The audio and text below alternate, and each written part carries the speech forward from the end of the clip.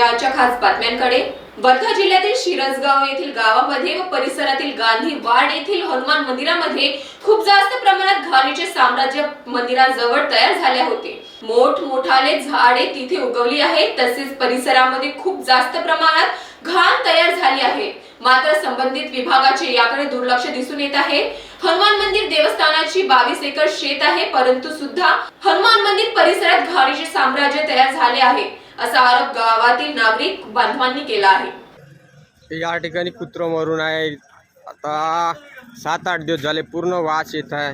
याच्यामुळे लोक पण बिमार पडत आहे। पाहू शकता तुम्ही, पहा इथे किती घाणीचं साम्राज्य आहे हा मंदिरामध्ये। हे मंदिर आहे, याच्या 22 एकर शेत आहे यांच्याकडे, पण यांची अवस्था पहा कशी अवस्था झाली आहे या मंदिराची।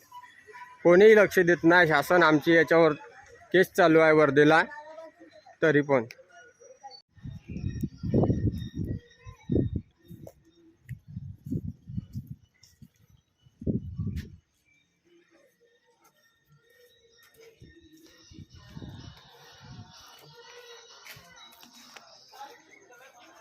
वर्धावरून सतीश काळे यांची रिपोर्ट, महान्यूज 7 नागपूर।